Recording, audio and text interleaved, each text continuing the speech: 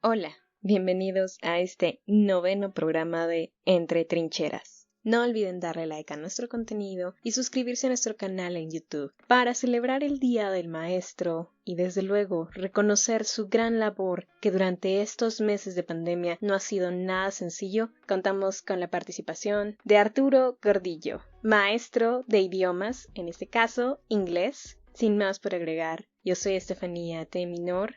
Comenzamos. Mi nombre es Arturo Armando Gordillo Cabrera, tengo ya 61 años de edad, de los cuales 40 años he trabajado como maestro de inglés en diferentes áreas y niveles, desde licenciatura en el Politécnico hasta primarias, secundarias como el Valle Monday o la preparatoria Valle de Anáhuac. Con ALEP he dado cursos también a nivel personal, en el Instituto Mexicano del Petróleo también estuve trabajando ahí y en algunas otras instituciones, en el Centro Universitario de Formación Empresarial en Querétaro y en la Universidad Internacional de Querétaro. Pero mi experiencia no se ha limitado nada más a la docencia, también he trabajado dentro de las áreas de logística en empresas como Nissan Mexicana, en el área de exportaciones, ¿sí? Tanto de vehículos como de autopartes, en APL, que es American Present Line, una compañía naviera, manejando el tren de doble estiva, en FM, que es una empresa multinacional que pertenece al grupo Mars, en la logística de la distribución de alimentos, pedigree, whiskas y chocolates, como son Mars, Snickers. Actualmente, por situaciones de la pandemia,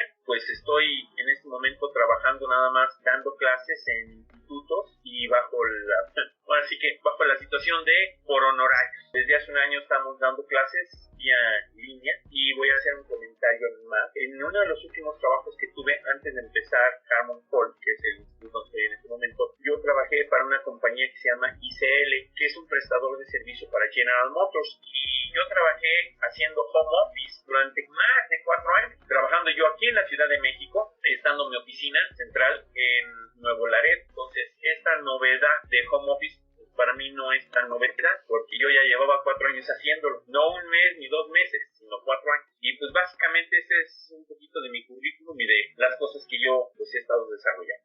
En su experiencia, ¿cuál es la importancia de ser bilingüe? Cuando yo empecé a trabajar como maestro de inglés, era porque yo ya tenía el conocimiento y porque había hecho ya algunos estudios para trabajar de esa manera, pero yo me hice una pregunta, una introspección, dije, bueno, ¿voy a ser maestro de inglés toda mi vida? No es malo, porque ser maestro es de veras una profesión muy gratificante, muy noble, satisface uno mucho y ayuda uno mucho a las personas. Pero yo quería conocer mis capacidades. Estoy hablando que tendré yo en ese entonces 25 años, 26 años. Y entonces decidí buscar trabajo. Y cuando busqué trabajo, que fue la primera vez que empecé a laborar fuera del ámbito de la educación, fue en Nissan Mexicana. Me presenté yo al área de exportaciones. Y en ese entonces, estoy hablando más o menos de 1980 y tantos, final de los 80, realmente no había como tal la carrera de licenciado en cosas internacionales, en relaciones internacionales. Esas carreras no existían todavía. Entonces, muchas de las personas que estaban dentro de esas áreas éramos hechos a través de la experiencia. Y la cosa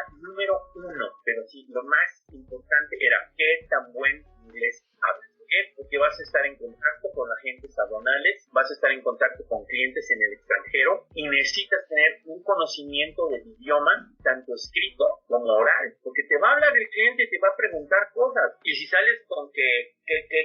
Pues entonces no. Entonces me di cuenta que efectivamente había ciertas áreas de empleo, y te estoy hablando de finales del siglo pasado, donde el inglés era indispensable. En ese entonces, y lo voy a decir como algo de orgullo, yo fui el primer empleado en Nissan Mexicana en tener una PC, porque mi jefe me forzó a que yo tuviera una PC. Pues nadie tenía PC, no era una cosa usual, ¿ok? Te das cuenta de que desde finales del siglo pasado, aprender un idioma y saber usarlo, y aprender a manejar una computadora eran esenciales. Y si eso fue en ese entonces, hoy en día es esencial conocer otro idioma. Se ha ido especializando en esta situación porque hay áreas que dicen, es que aprende francés, es que aprende chino, es que aprende italiano. El inglés es un idioma más comercial que los otros, pero si tus clientes son 100% alemanes, pues mejor aprende alemán, porque a ellos no les gusta hablar inglés. Si tus clientes son chinos o japoneses o de alguna manera asiáticos, pues aprende su idioma. Es importante que nosotros, en este mundo actual, donde comunicarse de México a China es tan sencillo como apretar una tecla. Y lo voy a decir así, los mexicanos somos muy inteligentes, ¿eh? Es más fácil que nosotros aprendamos chino a que los chinos aprendan español. Somos gente que tenemos muchas ganas de hacer las cosas, somos muy serviciales. Entonces, aprender un idioma es básico, es indispensable para poder tener un mejor desarrollo laboral. Es importante muchas veces las empresas que están invirtiendo. Por ejemplo, en la ciudad de Querétaro, en este momento, bueno, y desde hace ya algunos años, se ha vuelto en un centro mundial de aeronáutica. Es la gente que viene de Francia, la gente que viene que habla francés, la gente canadiense que habla francés. Entonces, para ellos, por ejemplo, en su área de aeronáutica, el francés es indispensable. ¿Por qué? Porque la gente que viene, los supervisores, los jefes, los manuales, todo esto está en francés. Y es muy fácil decir, ay, consíguete un traductor y que haga la traducción.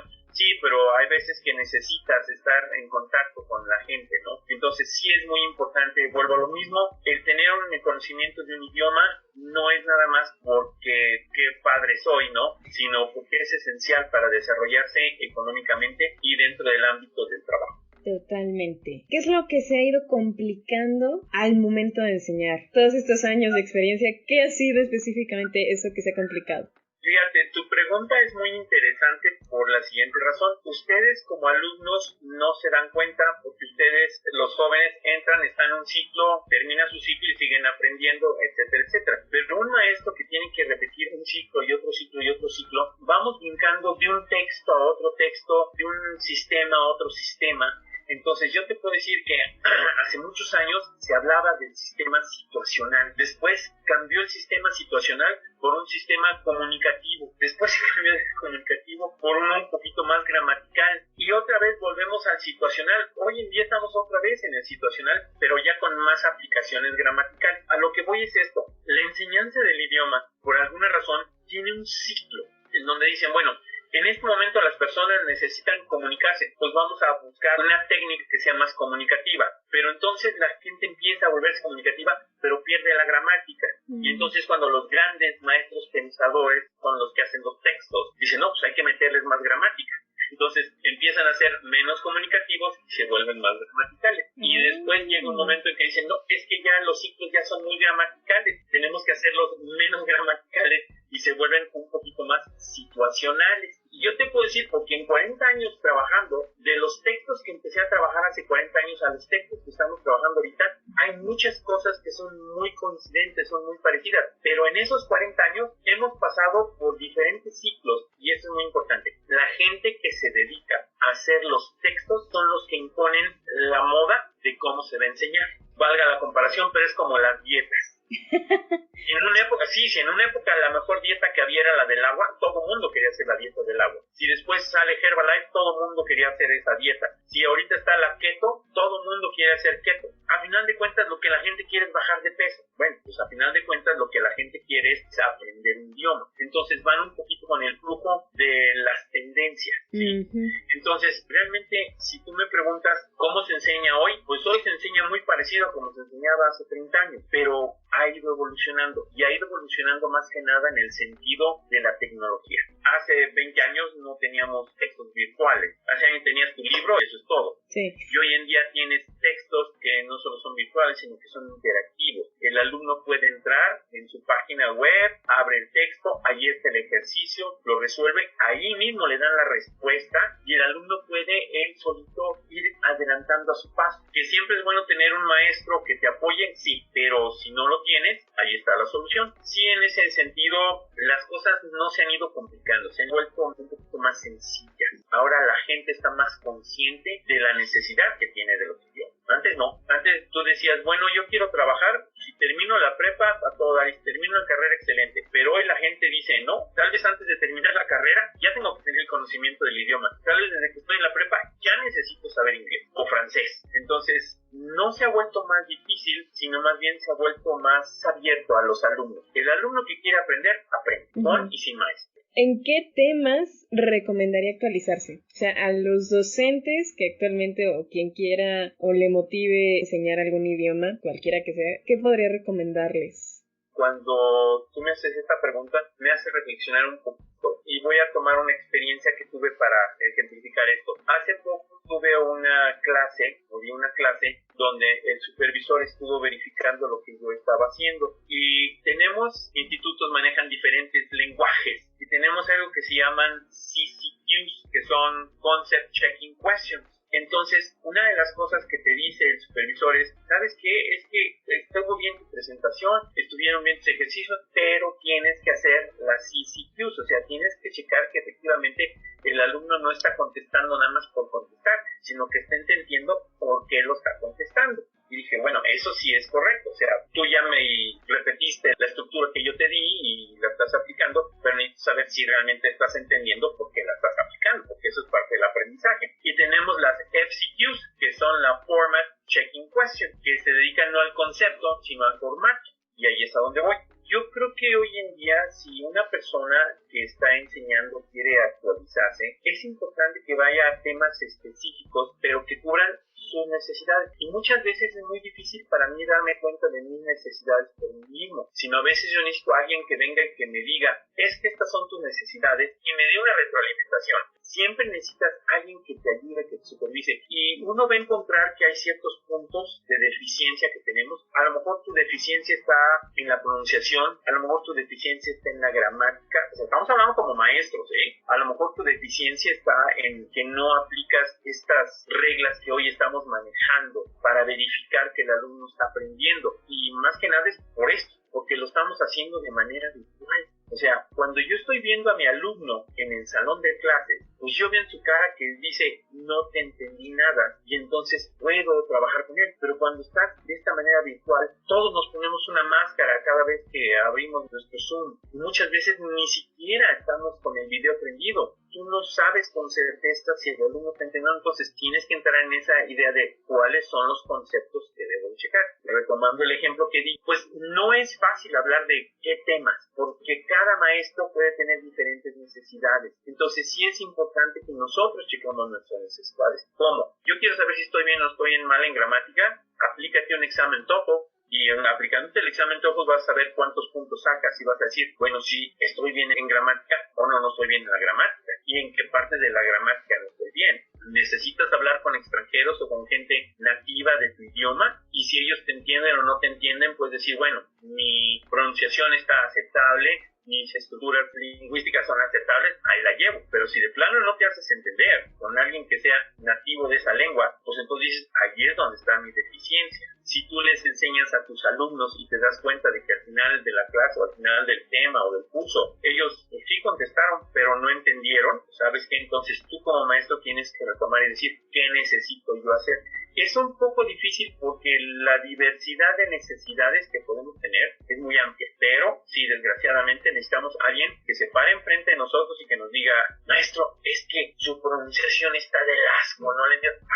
Entonces ahí es donde tengo que trabajar. No, maestro, es que eso gramaticalmente no está acá. El día en que un alumno te empieza a corregir, entonces tienes que entender que por eso es el proceso enseñanza-aprendizaje. No es todo de aquí para allá, es de aquí para allá y de allá para acá. Y eso es lo que te puede ayudar a evaluarte, a hacer un poquito de conciencia. La retroalimentación que uno pueda tener, no nada más de algún supervisor, sino de aquel estudiante que realmente diga, no, pues sí lo entendí, profe. Y la retroalimentación en ese aspecto debe de valorarse en demasía. Y lo que acabas de decir es muy cierto. La retroalimentación no siempre es donde estás mal. Muchas veces también es estás bien. Nosotros llamamos el momento ajá, el momento eureka. Es cuando ves la cara del alumno y el alumno dice, ajá, ya le entendí. Quiere decir que sí estás logrando tu cometido. Esa es una retroalimentación, y entonces es el momento en que el maestro debe pensar, ¿qué fue lo que hice para que este cuate me entendiera? Entonces tengo que seguir haciendo eso porque esa es la manera como me entiende. Ese momento ajá es una retroalimentación positiva para el instructor o el maestro. Dentro de su experiencia, teacher, ¿cuáles son los temas al momento de aprender inglés que más se le complican al mexicano o varía de generación en generación? Aquí tu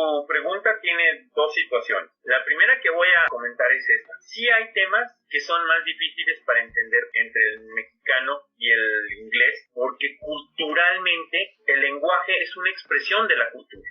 Y voy a dar un muy breve ejemplo. Lo más normal es que una persona te diga, ¿quién tocó la puerta? No era nadie. Uh-huh. Ahora yo pregunto, ¿esa expresión no era nadie es correcta? No. No es correcta. ¿Por porque es una doble negación. Más bien es, era nadie o no había alguien. Pero nosotros no lo captamos en nuestra mente. Estamos muy acostumbrados al ahorita.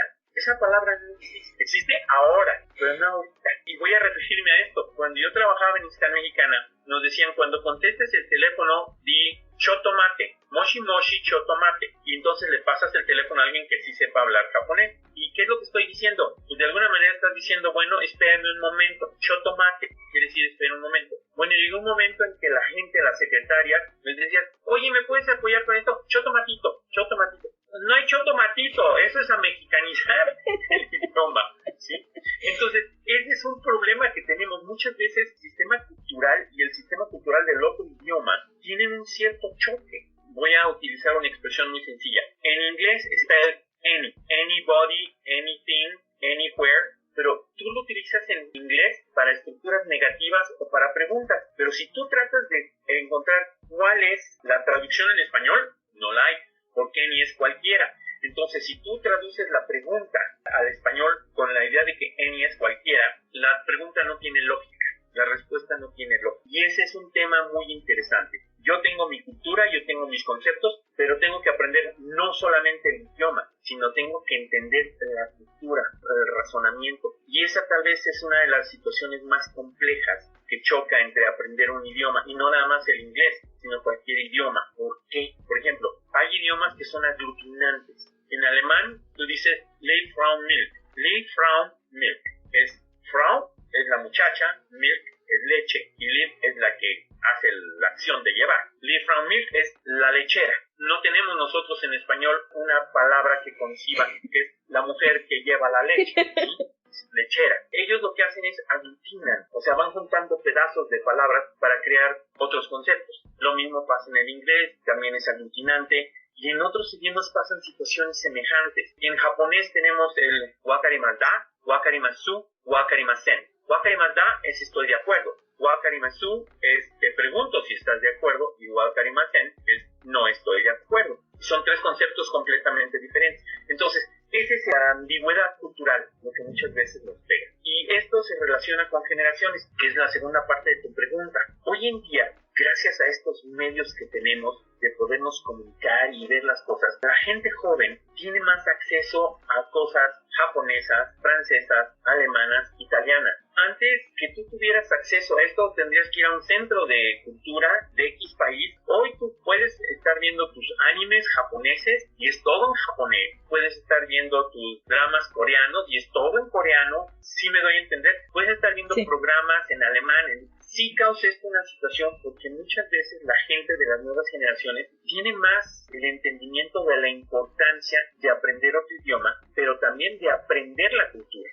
O sea, no nada más aprender las palabras para que me pueda yo comunicar, sino es aprender la cultura. Y les es más fácil comunicarse conociendo el idioma porque son más comunicativos. A lo mejor no son muy gramaticales, pero sí entienden que hay ciertas palabras como Ohayo gozaimasu, que es buenos días, que es un good morning, que es un bonjour. La gente ya empieza a adquirir esa idea de la cultura. Y eso es algo muy positivo para las nuevas generaciones, porque no nada más es aprender el idioma, sino también están aprendiendo de la cultura, que es lo que crea ese hecho. En su experiencia, ¿realmente la didáctica sí ayuda a mejorar esta parte del aprendizaje o qué otro tipo de herramientas?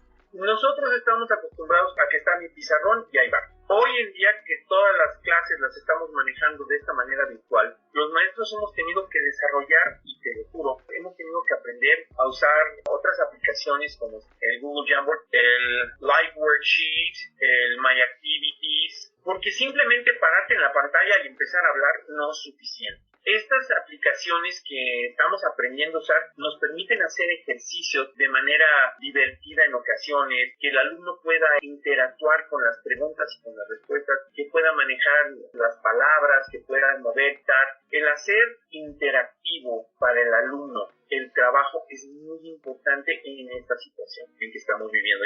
Digo, en el salón de clases es más sencillo hacerlo, pero aquí, ¿cómo fuerzas que el alumno le dices, a ver, contesta esto? ¿Y sabes qué es lo que pasa? Que el alumno lo contesta aquí en su mente y no lo escribe. Entonces, como no lo escribe, su aprendizaje no se incrementa de la misma manera. Aunque el alumno piensa y dice, pues es que yo ya sé la respuesta aquí en mi cabeza. No, necesito que la escribas, porque necesito ver si tu gramática es correcta, necesito ver que estás entendiéndoles. estructura y que estás entendiendo el concepto. Sí, definitivamente es muy importante que si estamos usando esta tecnología, que nosotros tengamos la capacidad de aprender de otros, ya sea para hacer los exámenes como en el Socrates, ya sea para hacer ejercicios como en el Jamboard, ya sea para hacer ejercicios de vocabulario y todo eso en el Live Worksheet, y tenemos muchas aplicaciones. Ahorita estas son las que yo más manejo, ¿no? Pero hay muchas más aplicaciones a las que les podemos sacar el jugo para que el alumno tenga la posibilidad no nomás de estar escuchando al maestro, sino de él entretenerse, divertirse. Por ejemplo, en el Live Worksheets es el uso, por ejemplo, cuando estamos hablando de estilos, materiales, ¿okay? Entonces, por ejemplo, aparece una flor de algodón y abajo él tiene que buscar la palabra cotton. Entonces el alumno no nomás está escuchando al maestro, sino está divirtiéndose, está participando. Sí es muy importante, la verdad, que los maestros también tengamos un poquito más de conocimiento, no nada más de decir, pues es que está el Google Meet y está el Google Class y está el Zoom. No, creo que hay muchas cosas que podemos hacer. Y yo honestamente sí lo he comentado en alguna ocasión y digo, ¿saben qué? Si regresamos al salón de clases, yo me voy a llevar mi laptop y me voy a comprar un cañón. Todas estas actividades que tengo se las voy a poner a mis alumnos en clase, o sea, tengo la manera de interactuar con ellos ahí, pero toda esta tecnología que ya tengo desarrollada, pues no quiero perderla cuando regresemos al salón de clases. Y yo creo que desgraciadamente o afortunadamente más bien por la pandemia, va a haber mucha gente que va a decir, ¿sabes qué? Yo prefiero seguir trabajando así que regresar al salón de clases. La mayoría dice, quiero regresar al salón de clases por el efecto de interactuar con sus compañeros y demás. Pero hay mucha gente que dice, no, yo prefiero así porque en el salón de clases me pongo muy nervioso, entonces mejor que nomás seamos dos, el maestro y yo. Y el chiste es que esto nos ha permitido abrir una opción para mucha gente que con cierto grado de ser introvertidos pueden tener un maestro en 1 a 1 y tener las mismas posibilidades que en el salón de clases, con la ventaja de que no se sienten presionados por la gente a su alrededor. Yo creo que esta situación de dar clases en línea ya no va a desaparecer. Así desaparezca la situación de la cuarentena, esto va a seguir adelante, porque la verdad es un avance tecnológico, no es solamente para cubrir una pandemia, sino yo creo que es un avance tecnológico y los maestros estamos aprendiendo a usar la tecnología de muchas maneras, a sacarle jugo, ya que los alumnos puedan obtener beneficios de esto, inclusive en el salón de clases. Qué feo que estamos encerrados, pero qué bueno que no estamos con los brazos cruzados. Los maestros que están dispuestos a aprender y a desarrollar no se quedaron con el Zoom, se pusieron a buscar otras aplicaciones que les permitan. Nada más para terminar, hay una que me encanta y el nombre es Scramblinator. O sea, dices, ¿qué es eso de Scramblinator? Tú pones tu oración o pones tu frase y le dices Scramblinator y te la revuelve toda. Entonces tienes lo que escribiste y todo revuelto. Pero es uno de los ejercicios más difíciles como maestro para hacer. Y ya nada más, ahora sí que le das copy-paste y ya tienes el Scramblinator para tus alumnos y les dices, a ver muchachos, revuelvan esta oración. Yo quisiera nada más como un comentario final. Claro. El conocer un idioma es básico, pero me hace recordar en algo que mi profesor de administración me dijo en la carrera. El buen alumno aprende con el maestro, sin el maestro y a pesar del maestro. No todos los maestros son buenos, no todos los maestros tienen experiencia, no todos los maestros hacen las cosas, pero hacen un esfuerzo. El alumno tiene la posibilidad de aprender, ya sea de manera virtual, ya sea de manera presencial, ya sea de manera autónoma, ya sea en grupo. Si una persona tiene el verdadero deseo de aprender,